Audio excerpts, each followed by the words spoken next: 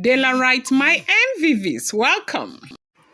Aunty Blublu is rumored to have been seen praying and crying in Queen Naomi's altar very early in the morning. I don't know, no be me talk, I'm not here, oh. It's not a small something, no. We heard that Aunty Blublu was praying and crying in Queen Naomi's altar.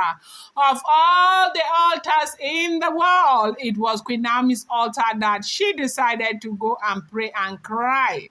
Well, we don't call that Queen Naomi's altar. We call it an altar of God. But being that is an altar that was built by Queen Naomi, even though when she left, they decided to go and scatter it.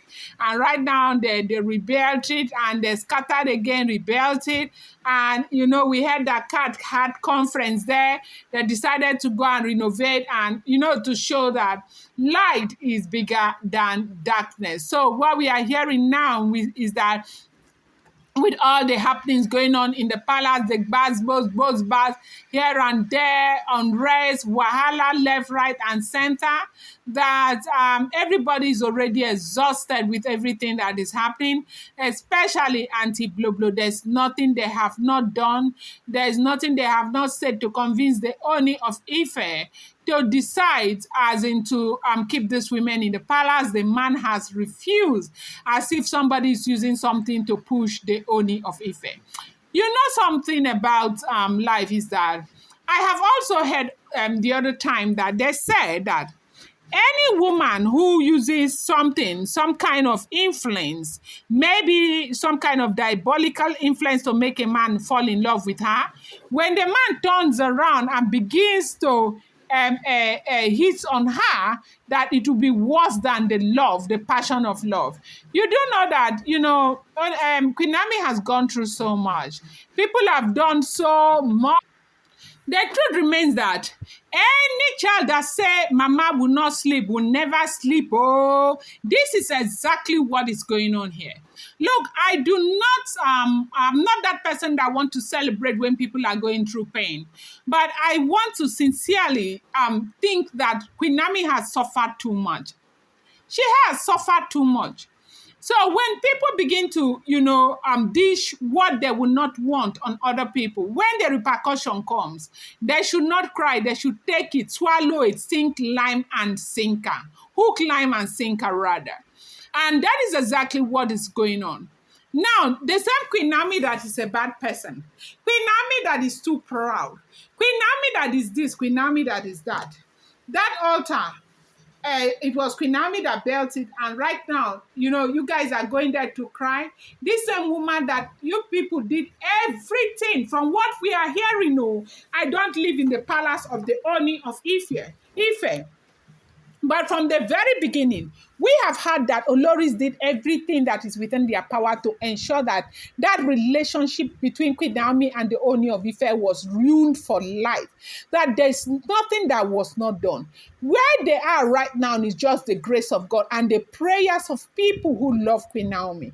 And, you know, Queen Naomi's prayers and the God that woman served. If that woman had not been a true child of God, or if God had not had mercy on Queen Naomi, right down there, it's only God who knows where Queen Naomi would have been.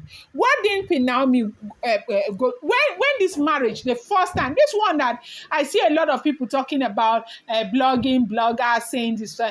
The bloggers are not even doing anything right now. Bloggers are not saying a word. Hi, when this whole thing first happened, bloggers were on the streets. There was nothing they didn't say. Drag Queen Naomi like a pass your neighbor generator. Some people were carrying the whole thing on their head like gala. You know, they dragged the mother, dragged the siblings, dragged everybody. At that point, we didn't even know that some of these Oloris were the ones fueling, paying bloggers to continue to drag her like this.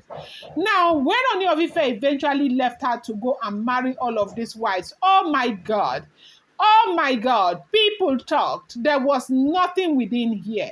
Ooni of Ife just left Queen Naomi. The woman was just there. Everybody just thought it was over for her.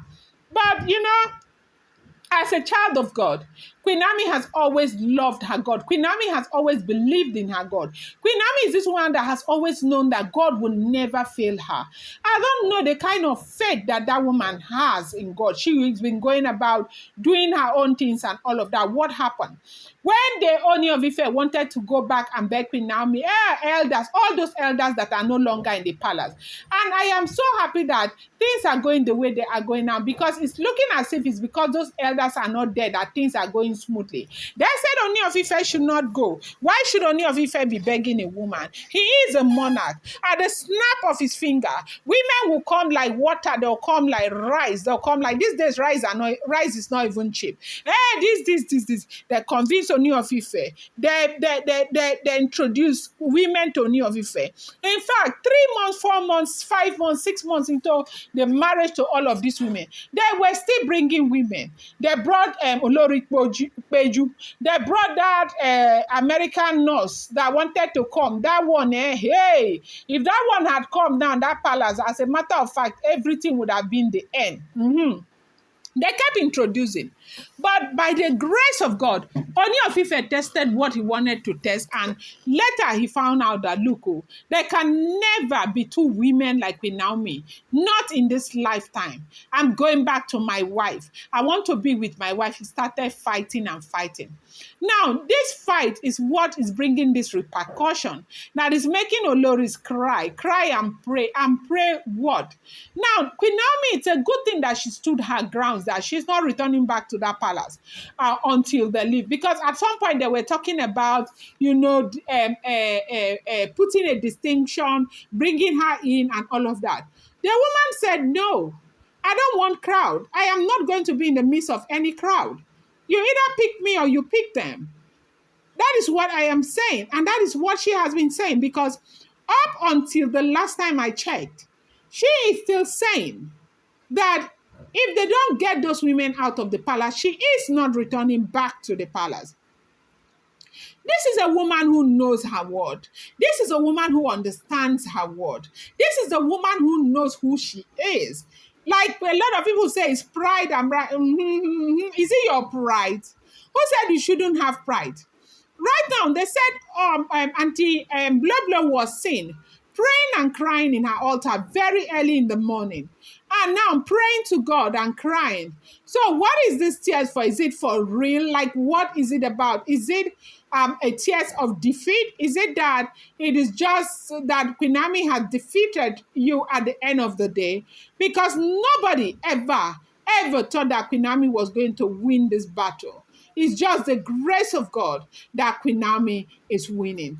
And she will continue to win. Their cry never start. It's just the start. We're going to see more of this in the days ahead.